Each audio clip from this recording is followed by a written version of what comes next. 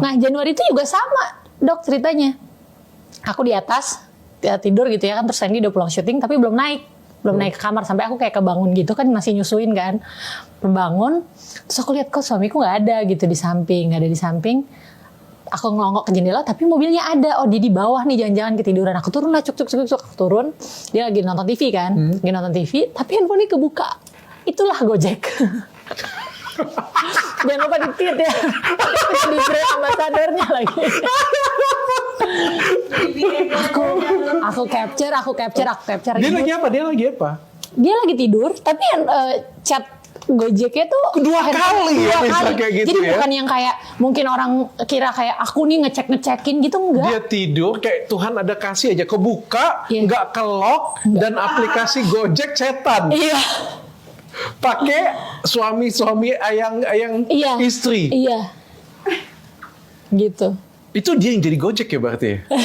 Kayaknya dia driver Gojek ya. Dia driver Gojek. Gambarnya jalanan lagi waktu itu. Pape jalanan gitu kayak OTW non gitu, misalnya kan gitu kan kalau Gojek kan, kalau nganter-nganter makanan. Sumpah ya, aku ngelihat dan itu kan trending banget tuh yang tentang Gojek ya. Banyak orang yang nggak tahu tentang bahwa Gojek itu bisa dipakai untuk chatan ya. Iya. Dan itu adalah motif perselingkuhan yang paling kreatif sepanjang 2023. Aku salut. Dan netizen tiba-tiba tahu bahwa ternyata itu orang bisa chatan dengan Gojek. Berarti niat banget ya. Dia harus jadi tukang Gojeknya. Daftar. Dia harus. Enggak. harus. Diakses kontak aja. Bisa ya. Asal yang penting dia punya aplikasi Gojek. Oh, jadi sesama pemain, sesama pelanggan tuh bisa saling chatan? Asal ada nomor kontaknya. Asal ada nomor kontaknya? Iya. Oh bisa, bukan harus jadi driver Gojek gitu. Enggak. Gue kepikir juga kayaknya bisa chatan dari Shopee dengan Tokped juga ya. Mungkin. Jadi seller dengan jadi pembeli. Mungkin tuh bisa dicek juga mungkin ya. Iya. Jadi ini bagi kalian semua yang pengen ngecekin handphone suami ya, tolong dicek juga Shopee-nya, Tokped-nya, Blibli-nya kalau perlu. Iya. Terus pas kamu baca kayak gimana? Itu waktu baca yang itu ancur-ancuran. Ancur-ancuran bener-bener. Itu kamu sudah lahiran? Hancur-hancur. Udah lahiran. Sudah lahiran. Sudah lahiran. Ini note dulu ya. Ini anak ketiganya kamu. Anak ketiga. Anak pertamanya kamu? Anak pertama 8 tahun. 8 tahun. Anak kedua 6 tahun. Ya, anak ketiga 6 bulan 3 minggu. hari ini kurang lebih ya. Pada waktu Januari kemarin berarti baru lahiran. Baru lahiran. Belum 40 hari. Belum 40 hari. Dan ceweknya S Ya. selingkuhannya, ini selingkuhan atau diselingkuhi ya? Dua-duanya ya. Selingkuhan. Selingkuh juga. Di statusnya di kamu kan selingkuhan. Ya kan? Di statusnya dengan suaminya juga selingkuh juga. Iya, selingkuh dan berselingkuh gitu Ya, ya. selingkuh dan diselingkuhan. Selingkuh dan Jadi selingkuhan. bingung ya, Dok. Iya benar. Iya kan? Dia anaknya ada berapa sih? 3. Sudah punya suami kan? Enggak, dia anaknya 2. Sudah punya suami ya? Kan? Sudah punya suami kan? Iya, punya Sudah suami dong. punya Masa anaknya 2? Kamu kenal nggak ke suaminya? Kenal. Oke. Bahkan yang pertama ketahuan itu aku nggak mau rame kan suaminya, karena ikut syuting juga. Jadi kayak aku tuh kayaknya baikku tuh yang bawa tenang, yang bawa nguatin untuk supaya udah supaya nggak huru hara, udah nggak usah tahu nih suaminya, pasti kapok kok. Aku masih percaya. Aku bahkan chat nih ke si S ini, aku bilang aku masih percaya kalau kamu istri dan ibu yang baik. Aku anggap ini ya cuma nakal aja gitu. Aku nggak berpikir akan jauh banget gitu. Oke, balik lagi tadi. Berarti begitu kamu baca chat itu pas 40 hari kan, pasti emosi kamu jadi lagi luar biasa banget. Hancuran Dok. Karena proses aku berhenti untuk udah aku percaya deh, aku serahin sama Tuhan itu ya. Dan malah aku percaya sama suamiku, karena dari yang September ketahuan nih, Oktober November kan dia nge-treat aku, udah aku bawa aja nih anak yang pertama syuting, jadi kamu nggak kepikiran dia kalau kemana dia Sherlock, dia gimana gitu. Tapi karena aku nggak bisa ikut kan, karena aku ya itu ada kayak sering banget kontraksi gitu, dari 7 bulan tuh sering banget kontraksi, sampai akhirnya kan aku lahiran di 8 bulan. Oke. Oh, nggak sampai 9 bulan prematur. Iya. Nggak, jadi pas 8 bulan itu memang mau lahiran di rumah sakit itu. Jadi aku kontraksi kan, ya udah sekalian aja nih ada jadwal si dokter ini gitu di rumah sakit itu. Begitu tapi udah kontraksi karena memang udah keseringan kontraksi kan, tapi kayak ya udahlah aku masih bisa tahan. Nah yang hari itu tuh kontraksi terus gitu, ya udah sekalian aja kita cek gitu. Jadi sebenarnya nggak mau lahiran, mau ngecek ke dokter itu gitu. Begitu dicek tuh sakit banget, aku berdiri aja sakit. Terus sampai aku tiduran gitu kan, baringan, dokternya ngecek, kayak dicek dalam gitu lah istilahnya, udah bukan 1. Terus dokternya juga periksa, ini udah bener-bener tuh kondisi rahimnya tuh bisa sobek gitu. Kalau sobek bisa ke kandung kemih, bisa ibaratnya aku tuh lewat. Nah itu dia, bener-bener kayak nunjukin ke aku tuh sebegitu takutnya kehilangan aku. Gitu dok. Jadi aku ngelihat kan gitu. Tapi pas kejadian yang Januari itu aku ngelihat, berarti kan dia bohong. Semua perhatian, semua yang dia kasih, dia bawain aku coklat, misalnya kayak gitulah, hal-hal kecil yang tapi berarti gitu ya. Berarti kan semua bohong. Nah aku berpikir, tapi yang paling buat aku sakit adalah dokter itu ngomong sama dia.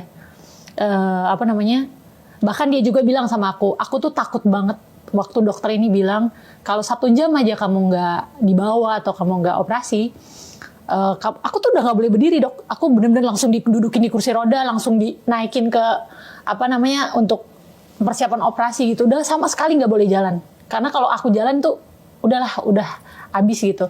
Nah itu tuh dia benar-benar nyesel nunjukin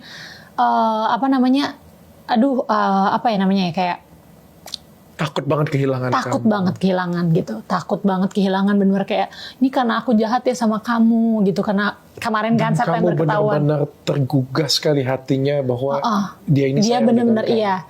Dan yang buat aku gini dok, kalau katakanlah ya udah dia sedang selingkuh gitu ya, dia kan pasti perempuan ini diceritain dong, dia pasti kamu kemana, ke rumah sakit, gimana keadaannya kali, dia pasti akan ada dong, nggak mungkin nggak ada gitu.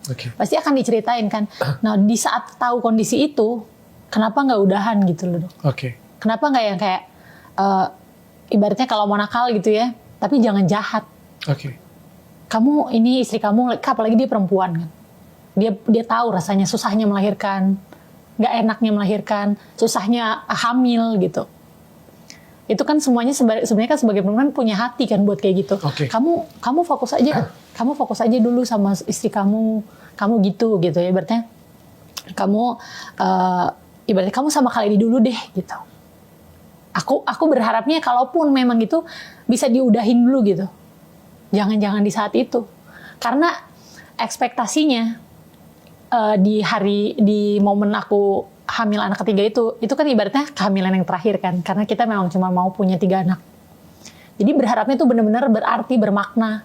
Kayak wah nggak ada nih, makanya aku waktu anak pertama, anak kedua itu nggak ada foto maternity, nggak ada, karena ya memang kita juga bukan yang kayak ya udah cuek-cuek aja gitu loh. Nah yang ketiga itu benar-benar dibikin spesial banget, mau nerima endorsement baby, mau yuk ada photoshoot maternity, ada gini gitu, kayak gitu, semacam kayak gitu. Karena memang mau dibikin ya udah nih kita punya momen ini spesial banget nih, ini anak terakhir nih gitu.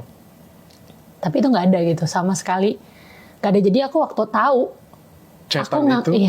chatan itu tuh bener-bener ya, kalau dibilang sakit, hancur, udah nggak tahu gimana lagi, udah nggak tahu. Dan di situ momen dimana aku punya pikiran, maksudnya muncul di pikiran aku ya, kalau aku nikah sama Randy ini udah berubah. Bukan Randy yang aku nikahin selama 8 tahun ke belakang. Gitu. Karena ibaratnya ya, dia pernah punya salah lah. Misalnya setiap kita pasti punya salah. Kalau dia punya salah, dia minta maaf. Dia nggak pernah ngomong kasar gitu sama aku ya, gitu. Maksudnya nggak pernah teriak-teriak gitu, nggak pernah. Tapi di momen itu ya udah aku yang sakit banget, karena itu kedua kali kan ketahuan kan. Udah aku yang sakit banget, aku lagi belum 40 harian gitu kan, maksudnya belum, masih masa nifas lah. Kalau lagi masa nifas, terus habis itu dia tahu aku bahkan aku nyusuin aja anakku tuh nggak dikasih ASI cuma 1 minggu. Karena memang ya itu ada ya namanya kan masalah psikologis. Iya. Malah dia yang marah-marah. Dia marah-marah, dia telepon marah-marah. Telepon, jadi kan dia harus berangkat syuting kan 6:30. Jadi ketahuannya tuh kayak jam 5, setengah 5, jam 5 pagi. Berantem ribut sampai setengah 6 dia siap-siap, dia berangkat. Aku masih berpikir, lu tuh minta maaf sama gua. Lu tuh salah. Lu minta maaf sama Ini gua. dia marah sama kamu. Dia marah. Karena? Dia marah karena aku nggak tahu dia. Kenapa dia marah? Ya itu dia. Kenapa? Kok jadi dia yang marah sama aku? Aku tuh di fase itu antara bingung-bingung juga. Oke. Dan kamu baca semua chatnya pada waktu itu? Oh, sorry dok. Dia marah sama aku karena ini ada. Jadi dia sama manajernya tuh cukup dekat, kayak kakak adik. Nah, aku kasih tahu ini ke manajernya. Oke. Kasih tahu chat itu aku kirim ke manajernya. Oke. Dia bilang, bahkan dia ngomong sama aku, lu boleh nih ini mencari pelampiasan marah lah supaya iya, imbang. tapi jangan kasih tahu ke dia karena ya pokoknya ya mencari kesalahan kamu supaya bisa barteran nih kesalahannya nih kayak gitu punya ya dengan harapan kayak gitu ya. Kayaknya sih gitu. Iya, kalau saya cowok juga kayak pikir kayak gitu sih sebenarnya. Oke. Yang kamu baca pada waktu itu, yang kamu capture? Enggak, jadi maksudnya yang baca capture baca chat Gojek itu? Iya, yang aku capture itu. Iya. Itu dia teleponan tuh sama aku marah-marah kan. Marah. Aku tuh bilang, lu tuh harusnya minta maaf sama gue. Gue tuh berarti kan semua yang lu lakuin waktu gue hamil, yang lu bilang dia tuh nangis, dia mukul mukanya waktu aku kelahiran itu dok, dia mukul mukanya. Jadi dia sakit gigi, tapi dia tuh bukan sakit gigi ternyata. Jadi dia mukul mukanya, dia ngerasa dia jahat banget sama aku karena di momen itu aku lagi aku lagi hamil melahirkan. Dia selingkuhin aku gitu kan. Bener-bener dia aku menyesal gitu. Berarti kan semuanya bohong. Gitu. Kalau dia memang benar-benar menyesal, kenapa dia nggak berhenti? Kalau itu momen dokter itu ngomong aku mau mati, kenapa dia nggak berhenti? Oke. Dan dia marah-marah sama aku terus, dia marah-marah. Oh iya, udah terus dia marah-marah. Sampai akhirnya aku tuh udah nggak tahu mau minta tolong sama siapa. Aku cuma bisa nangis. Aku pergi ke Polda Metro Jaya. Aku bawa bayiku yang belum 2 bulan itu. Aku bawa sama ada asisten. Anakku tunggu di mobil sama asistenku. Terus aku sebisa mungkin aku mau melaporkan dia lah. Gitu karena aku udah nggak tahu gimana cara itu sih lebih kayak kegelap mata. Gitu kayak kegelap mata karena aku ngerasa aku ceritain sama waktu aku ngelapor itu kan kayak penyidik atau apa gitu ya. Saya tuh diginiin. Pokoknya saya mau laporin, aku bilang gitu. Terus habis itu aku bilang, tapi si polisinya kan yang memberikan penjelasan gitu. Tapi kalau misalnya nanti dilaporin, nanti ini loh Bu, ibu kan anaknya masih kecil, nanti bisa kayak begini gitu. Terus aku bilang, tapi laporannya bisa dicabut nggak? Jadi aku cuman pengen dia minta maaf. Jadi pada waktu momen itu pun kamu cuma mau dia menyesal dan minta maaf. Jadi aku cuman pengen, nih gue udah laporin lo minta maaf ya sama gue, cuman buat gertak gitu dok. Dan dia tidak lakukan itu? Enggak. Justru malah jadi alasan dia memang lagi proses tato kan. Kan dia tatonya tuh temanya American Indian. Jadi kayak ada cewek Indian di yang kayak di Instastory itu. Iya. Nah, dia bilang ya udah sekalian aja gue bikin nih ibaratnya kayak gitu. Tapi momennya berbeda ya Februari. Itu Februari. Dia tantangin kamu justru seperti itu? Enggak, jadi beda momennya. Jadi pas aku dilaporin baik nih. Sempat baik. Terus akhirnya aku bilang intinya aku cabut lah laporannya. Enggak, jadi dia marah terus dia mencoba membuka pikiran aku bahwa lo mikirin nggak anak-anak kalau gue lo laporin. Terus aku bilang gue tuh ngelaporinnya cuma buat lo minta maaf gitu karena aku udah gimana sih udah nggak punya senjata apa-apa lagi gitu loh. Gue udah ngomong lo malah marah-marah. Lo tuh salah gitu. Udah itu. Dia yang salah. Iya. Kita pula yang nggak bisa apa-apa. Mau suruh dia minta maaf aja harus pakai jalan muter-muter. Itu pertama kali aku sadar dia berubah. Terus berjalannya waktu, akhirnya juga di hari itu aku kasih tahu ke suaminya karena aku bikin laporan kan. Dan Kamu kasih tahu ke? Suaminya, si perempuan itu. Kalau istri kamu si iya si itu. Aku kasih tahu. Dan bagaimana tanggapannya? Ya kalau yang diungkapin sampai aku kaget, aku gemeter gitu. Emang gimana ceritanya gitu. Dia juga kaget? Dia kaget sih dia bilangnya. Jadi dia ngomong gitu. Dia juga baru pertama kali tahu masalah ini.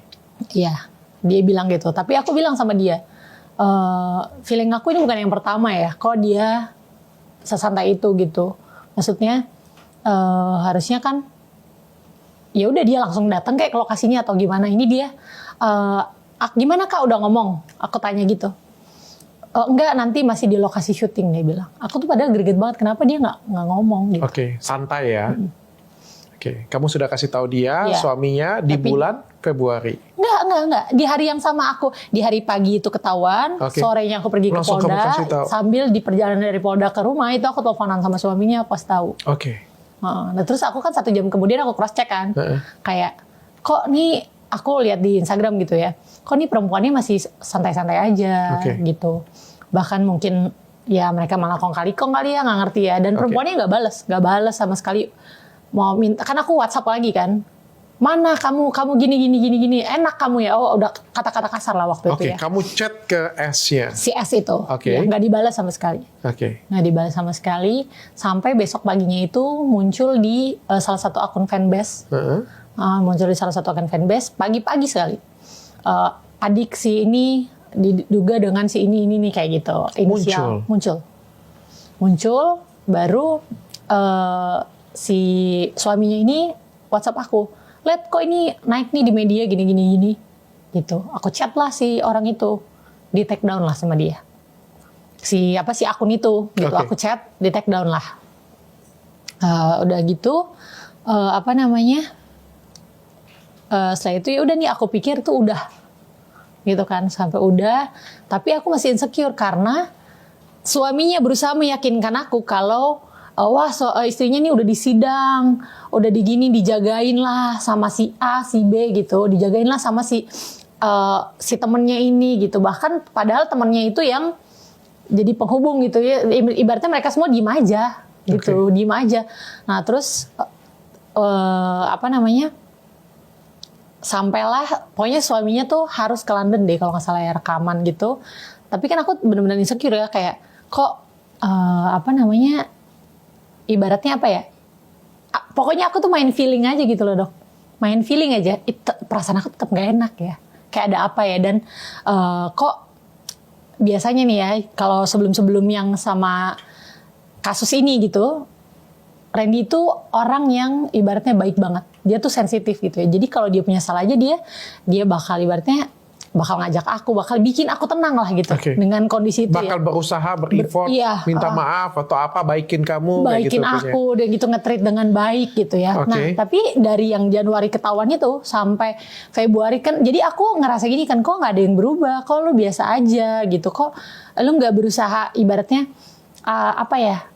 ngebaikin kamu iya, atau apa. meyakinkan gitu, Oke. kayak gitu. Nggak ada sama sekali. Jadi kan masih ada kecurigaan-kecurigaan kan.